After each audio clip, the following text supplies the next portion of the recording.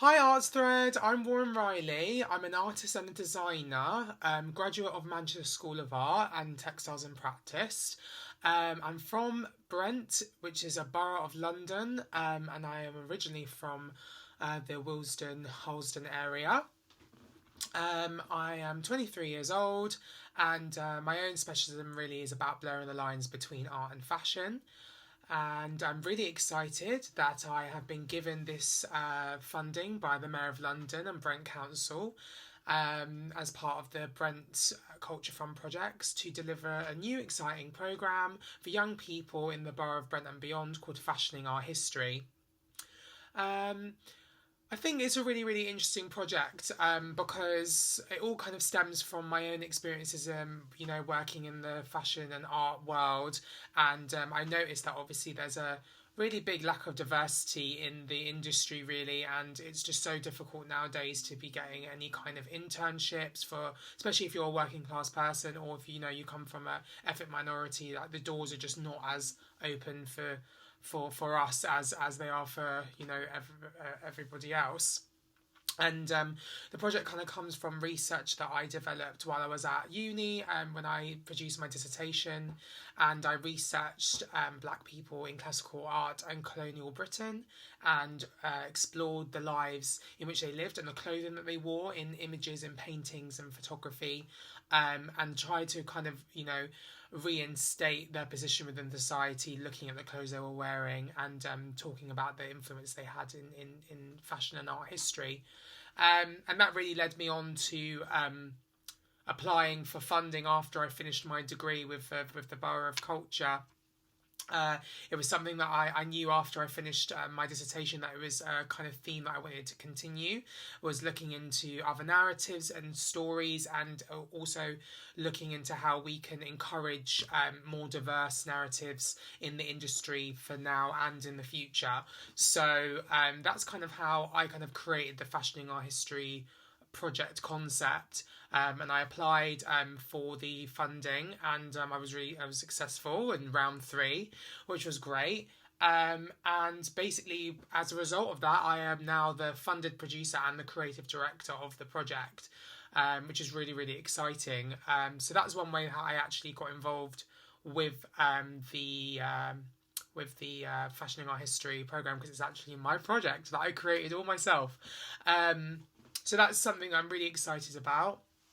I guess that the project is basically it's a collaborative project, really, where we're collecting work that's going to be created in workshops and submitted to us. And basically the whole kind of idea is that we're going to be making this dress constructed out of paper that's illustrated by the community. We've got a free art programme which is for the ages of 12 to 22, and that is going to be open for applications until the 15th of January, where you can go to brentfashioningourhistory.com/sign up, and that has all the information of how you can be involved with the programme. But we've also got other events as well for the general public, so if you're not within that age gap, we're going to be having some illustration workshops for 22 ages and onwards, and there's going to be a exhibition at the Walston Green Library Centre which will be free. And all of the work we produce in the project goes into the Brent Museum and Archives. And after the project has been exhibited and it's taken down, it will all be catalogued and inaugurated into the Brent Museum and Archives for future generations. So the public will be basically gifted all this work for them to be able to study. And I'm really excited about that, and it's something that's really important to me because I've worked a lot with archives in the past and I've found them to be really inspirational places. I've worked with the Helen Story Foundation archive with Life on the Outskirts, which was an amazing project I did in my second year. I've worked with the Joan Charney Textile Archive with the Weavers Factory, and I've also produced work for the V&A. When I was doing my dissertation, I did a lot of research with the Cloth Workers Archive as well, handling some 18th century dresses, which was amazing. So I think it's something that's really important to me, to have the project presented in a manner that can be looked after and kept for the public to have for forever, basically. I think we've achieved some really great things so far. I mean, the biggest achievement I think is that my mother has actually been developing the concept drawings for the illustrations, and she hasn't done she hasn't done anything like this for 20 years. She did fashion and clothing course at Kilburn Polytechnic, which is now College in North West London. And obviously she's had kids and she works as a teacher assistant now, but she's not really been able to explore her practice. So I think it's really amazing after 20 years she's been able to get involved with this, and it's just given her so much confidence with what she's doing, and I hope that her story can inspire some other people. So I think that's a really huge achievement, is just getting my mother to be re-inspired and her producing some beautiful work for the project. We've also had attention from the BBC with an amazing lady called Amber Butcher, who's a fashion historian who did the Stitching Time documentaries. She has been promoting the project on social media, which is amazing, and she actually helped me with my dissertation as well. So I've been in contact with her for quite a few years now, and she's fantastic. So we've got the eye of the BBC on the project. We are also having some art materials, because we're going to be giving out free art materials for our participants, and they're going to be sponsored by the Mayor of London, obviously, because that's the budget that we have, but also Casa Kensington and Hobbycraft Greenwich have been super helpful, and have developed a series of packages that they've given us that we can include, which is great as well. So having their support is amazing. We've also had some mannequins donated to us by a visual merchandiser called Annette now, who I've worked with for some years now, which is fantastic as well, because that will really elevate the look of our final exhibition. And last weekend I was also on Maritime Radio talking about the project with Ashley Conran. So that was amazing. It was really great to talk about the project, and to be able to have our project put on the waves, so to speak, was really great. Yeah, so I guess we've achieved loads so far. We've got a great Instagram account which has almost reached 500 followers, which is great because we haven't even had it for that long. And I'm really happy with the website as well that we've produced. I think it looks really great. And yeah, I think it's just developing really well. But it's funny because I never really imagined how much it would grow, so I'm really happy about that, and I'm really excited to see like how the growth continues. So I think we've achieved some really good things so far.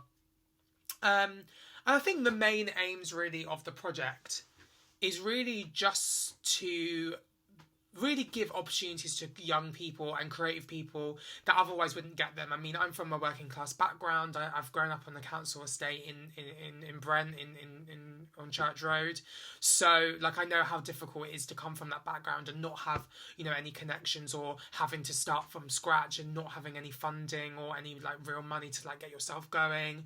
That is really tough.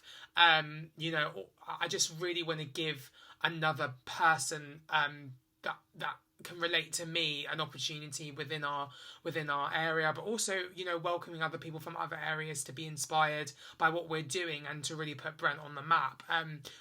Brent hasn't had always the best press, especially where I'm from in Church Road, and growing up I was always kind of outcasted. I didn't really fit in with other people, and I always was very creative and kind of out there, and I didn't really have a lot of people to engage with growing up around here.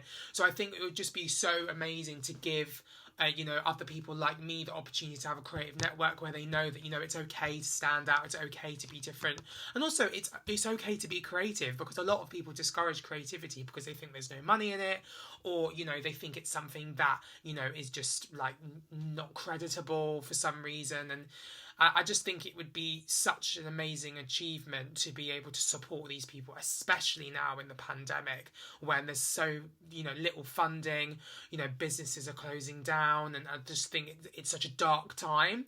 And I think that as well as giving people opportunity to elevate themselves, giving them something to put on their CVs that they can say, during this pandemic, I was still able to work through and create something worthwhile and something that was inspirational. But I think it would just be also amazing just to provide a sense of achievement for them getting through this really hard time, and being able to be proud of what they've achieved in that time. Yeah, I always just have this dream that, you know, if I can help one kid that was like me, you know, that would just all be worthwhile. And, you know, I just think I was really lucky. And it's funny because it's kind of gone full circle, because when I was younger, you know, my mum used to sign me up for workshops at Willesden Green Library where we're having our exhibition. And I never kind of thought that I would now be like creative directing a project with the Willesden Green Library. You know, it's a really amazing feeling to have that full circle. So yeah, you know, but I guess that like a project like this would have just been amazing for me. So I guess that like if we can give any kind of like confused young person, you know, if they're confused about their sexuality, or if they feel like they're oppressed because of their race, or their religion isn't respected, or, you know, their family doesn't understand them, or they're really, you know, they're really close to their family and they want to explore their family's history, or if they think, you know, I've lived in Brent a really long time and I don't really know much about the history, maybe I shouldn't get involved. So I think there's lots of different things that I would be like so happy like to achieve really within the project and how it's developed. But really I think the main aim is to encourage diversity in the creative industry at a time when there's very little funding and that diversity is just decreasing so much, because, you know, I've done 4 internships now in my career so far, all of which have been unpaid, all of which I've still had to work a part-time job, and the only really silver lining is that I've been so lucky to have a family support me in London, that I've been able to kind of give me a roof over my head, because other people from other places who don't have that, you know, it's really difficult for them to kind of know how they would fund that internship, like, and I think that that's just something that, you know, I'd really like to change. So I really understand and I really get the difficulties myself. I'm only 23, and I think those are our main aims really, is just to encourage diversity, create opportunities for young people to express themselves, and you know, provide them with resources in which to do so, also to allow them to have something that they are, you know, proud of and excited about during this really dark time. So yeah, if you're interested in getting taking part in our project, we've got our website, which is brentfashioningourhistory.com.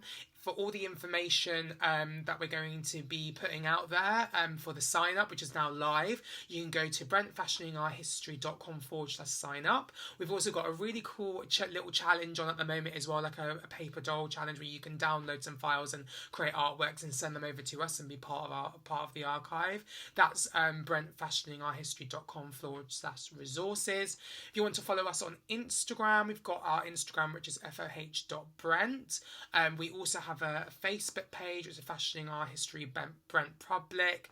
We also have a Tumblr website as well, which is basically a fashion history and art history blog to do with the Brent area, you know, before the borough was established and after the the borough was established, because it's not always been Brent, it's only been Brent since 1965. So that if you're really interested in looking into things in the archive, or any narratives or stories, or if you even want to submit something we can put on our blog, then you can get in contact with us as well, and that is just brentfashionhistory.tumblr.com. So there's loads of ways you can get involved with us. If you also want to get in contact with me, as a reminder, my name is Warren Reilly. I'm the creative director, and our email is fashioningourhistory.brent@outlook.co.uk. So I'm so excited about the project. It'd be so good to see some of you take part, and if you've got any other questions, please do not hesitate to get in contact with me. And I just want to finish off by saying thank you so much to ARTSTHREAD for giving me this opportunity. I actually created a portfolio of them online when I graduated, so it's amazing to be given this opportunity with them to help promote the project. So thank you so much, ARTSTHREAD, and thank you everyone for listening.